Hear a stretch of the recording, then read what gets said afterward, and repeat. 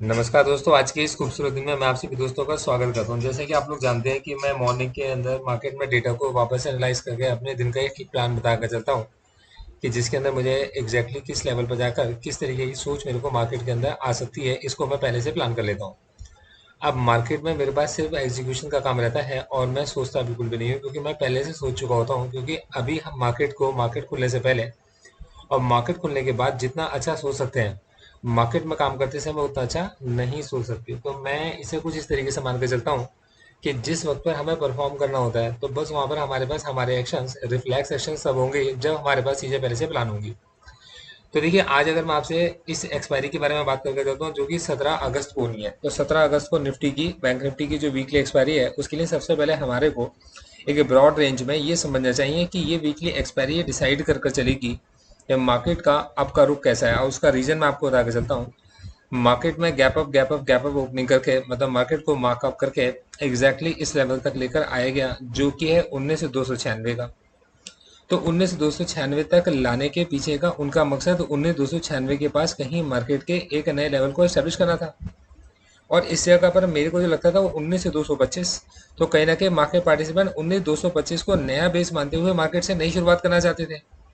तो अगर वो 19,225 को नया बेस मानकर अपने मार्केट में एक नई शुरुआत करना चाहते थे, मतलब वो निफ्टी का एक स्ट्रॉन्ग बेस 19,225 बनाने के इच्छुक थे कि यहाँ से 19,225 से मार्केट को अब यहाँ से ऊपर की तरफ वो लेकर जाएंगे। और ऐसा हुआ भी। यहाँ से ऊपर ले आकर उन्होंने अपने माल को यहाँ से खाली भी करा, और एग्जैक्टली यहाँ पर देखेंगे तो वापस से इन्हीं जगह पर हमारे को सपोर्ट भी देखने को मिलती है। तो कहीं ना कहीं मतलब मार्केट पार्टिसिपेंट्स का जो व्यू था वो ये था कि यार 19,225 से निफ्टी की नई चाल को हम लोग स्टार्ट करके चलेंगे, और इसे हम लोगों ने ऑब्जर्व भी किया। और इसी के साथ में मार्केट के अंदर हम लोगों ने अपने अलग अलग लेवल्स को आइडेंटिफाई भी किया कि मार्केट के अंदर अब जो मार्केट पार्टिसिपेंट्स है नई पोजीशंस क्या क्रिएट कर कर चलेंगे। और कल हम लोगों ने ये भी ऑब्जर्व किया कि मार्केट के अंदर जो एक गैप डाउन ओपनिंग थी, ये मार्केट पार्टिसिपेंट्स ने अपॉर्चुनिटी की तरह समझा और निश्चित लेवल से मार्केट के अंदर बाइंग को हमने ऑब्जर्व भी किया। अब देखिए, ये जो बाइंग है एक बड़े, मतलब ना, एक बात ये भी समझ के चलिएगा, कल एफआईडीएस का जो डेटा निकल कर आया उसके अंदर जो एक बड़ा वॉल्यूम हम लोगों ने इमर्ज होते हुए बाइंग का ऑब्जर्व किया, उसके अंदर जो बड़े रीजन से, मतलब वो ये थे कि डोमेस्टिक इंस्टीट्यूशन इन्वेस्टर्स में, जिसमें कुछ प्रमोटर्स हैं, उन्होंने अपने अपनी होल्डिंग को एक बड़ी और बहुत बड़ी होल्डिंग को कल मार्केट के अंदर अपनी खाली भी किया दिया इसमें। और इसको एफआईज ने बाई किया है, और एफआईज ने बाई इसको एग्रेसिव बाय ना नहीं कहा जाएगा, क्योंकि ये जो ब्लॉक डील हुई है, ये ब्लॉक डील जो मार्केट का पिछले दिन का प्रिवेलिंग प्राइस था स्टॉक का, उससे कम में हुई है। तो ये एक चीज इंपॉर्टेंट थी जिसको मैं आपके साथ शेयर करना चाहता हूँ। अब देखिएगा, यहाँ मार्केट में 19,296 के पास से हम ये मान के चल रहे हैं कि मार्केट ने अपनी एक नई मूव स्टार्ट की, मतलब ये निफ्टी के लिए एक नया लेवल बन चुका है। क्या ठीक है, अब यहाँ से ना एक मार्केट का अब एक नया मार्कअप शुरू हुआ कि यहाँ से निफ्टी का एक नई जर्नी स्टार्ट होती है। अब ये चीज जाके जब मैं इसको चार्ट्स में जाकर देखता हूँ, और मतलब इसको मैं ग्लोबल मार्केट के साथ कनेक्ट करता हूँ, तो ग्लोबल मार्केट्स में मैं ये देख पाता हूँ कि ऐसा ही कुछ डाउ जोन्स के अंदर भी चल रहा था। मतलब ये चीज अगर मैं देख के चल रहा था तो ऐसे ही कुछ डाउ जोन्स के अंदर चल रहा था, लेकिन डाउ जोन्स के अंदर जो ऊपर के लेवल से गिरावट आई है, ध्यान दीजिएगा, और वो लेवल जो मैंने मार्क कर रखा था वो 33,970 का लेवल मैंने मार्क कर रखा था। डाउ जोन्स अभी अपने उस लेवल तक नहीं पहुंचे हैं जिस जगह पर एक लंबे कंसोलिडेशन तक पहुंच के मतलब ट्राई करके मार्केट पार्टिसिपेंट्स ने एक अपवर्ड जर्नी को स्टार्ट किया था।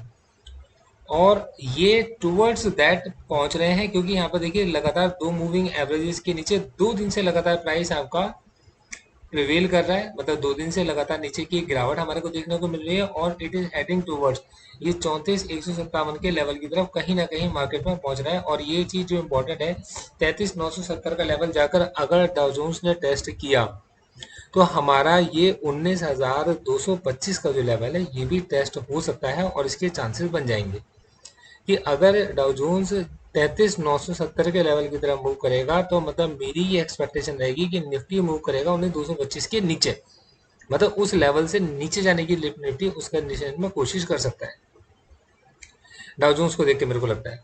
अब देखिए, यही चीज जब मैं जाकर देखता हूँ, और मैं इसको ऐसा हटा देता हूँ, और यही चीज जाकर जब मैं मतलब कुछ अन्य परिप्रेक्ष्यों में जाकर देखता हूँ, तो मतलब मैं ये देखता हूँ कि यार गोल्ड के अंदर एक हमारे को एक, मतलब एक निश्चित लेवल पर एक छोटी सी प्रॉफिट बुकिंग हमें गोल्ड के अंदर भी देखने को मिल रही है। तो यार इक्विटी मार्केट के लिए तो अच्छा होता है। कि गोल्ड अगर सस्ता हो रहा है, ब्रेंट को अगर हम देखते हैं कि ब्रेंट भी लगातार अपना हाई मारने के बाद में उसने ब्रेकआउट नहीं दिया और ब्रेकआउट ना देकर वापस उसी जगह पर कंसोलिडेट होना स्टार्ट कर रहा है। तो कहीं ना कहीं मतलब कहीं ना कहीं मेरे दिमाग के अंदर ये बात आती है कि यार मार्केट के अंदर मार्केट पार्टिसिपेंट्स एक बार नीचे के लेवल्स को भी टेस्ट कर सकते हैं। अब हम हमेशा डेटा के ऑपोजिट चल रहे होते हैं, मतलब मैं अपने लिए नहीं कह रहा, मैं ऐसा मार्केट के लिए कह रहा हूँ पूरा, कि मार्केट्स के अंदर मार्केट पार्टिसिपेंट जैसा दिखाते हैं उसका कुछ और करते हैं, क्योंकि उसके पीछे क्या उनके जो रीजंस होते हैं, जो लॉजिक होते हैं, वो बड़े होते हैं और वो हमेशा हमें बड़े टाइम फ्रेम पर दिखाई देते हैं। इसलिए मैंने आपको बड़े टाइम फ्रेम पर निफ्टी को दिखाया भी है।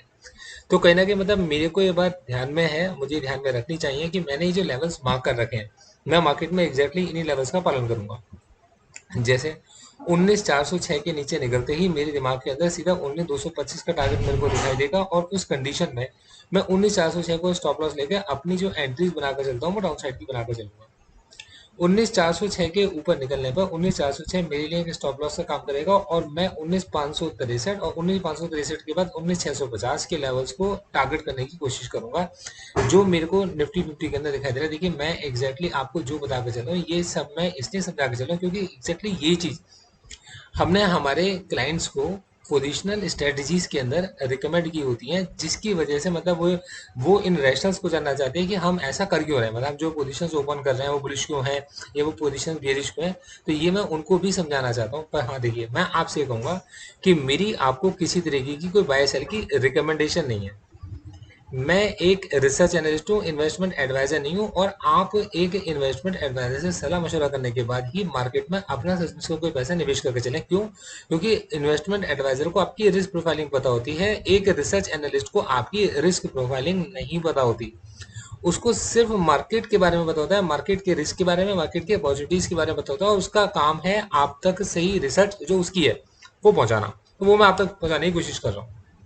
आप देखिएगा, तो 19,406 मेरे लिए एक बहुत ही इंपॉर्टेंट, बहुत ही क्रूशियल लेवल है। क्यों? उसका रीजन मैं आपको बता चुका हूँ कि इसके नीचे जो जोन है ये डिमांड जोन का काम कर चुकी है काफी अरसे से। देखेंगे आप इसे लगातार, तो 19,406 के नीचे की जो जोन है ये काफी अरसे से एक डिमांड जोन का काम कर चुकी है।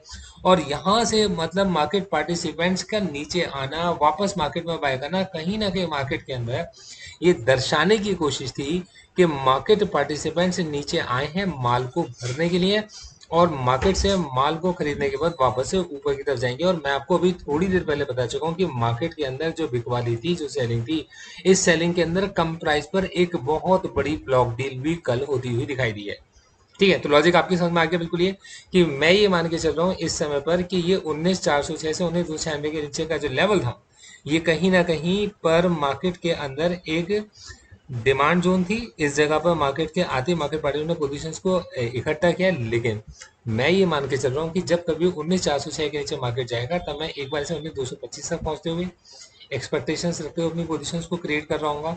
और 19,406 के ऊपर निकलने के बाद में मैं मार्केट के अंदर मेरा जो व्यू रहेगा, सबसे पहला टारगेट मेरा 19,563 का, और फिर 19,650 का, और फिर 19,783 का मेरा टारगेट रहेगा। कहीं 19,783 के बाद जाकर 19,650 के बाद मार्केट कहाँ पहुंचेगा आप अंदाजा भी नहीं लगा सकते। 19,650 मार्केट का एक ऐसा स्ट्रॉन्ग रेजिस्टेंस है और ये आप चार्ट्स को देखकर समझ सकते हैं। मैं उम्मीद करता हूँ ये कॉन्सेप्ट आपकी समझ में बिल्कुल आ गया होगा और अब आप मार्केट के लिए पूरे अच्छे से तैयार होंगे, मेरे रेशंस आपको क्लियर हो गए होंगे। मैं चाहता हूँ मेरे डिस्क्लेमर आपको जरूर देखते जाए। In securities market are subject to market risk. Read all the related documents carefully before investing. The securities quoted are for illustration only and are not recommendatory. Registration granted by SEBI, membership of BASL in case of investment advisors, and certification from NISM in no way guarantee performance of the intermediary or provide any assurance of returns to investors. All disclaimers can be read on gauravsir.in. आप सभी disclaimers को gauravsir.in website पर read कर सकते हैं। Thank you so much, आगे बढ़ते हैं। Thank you so much, all the best.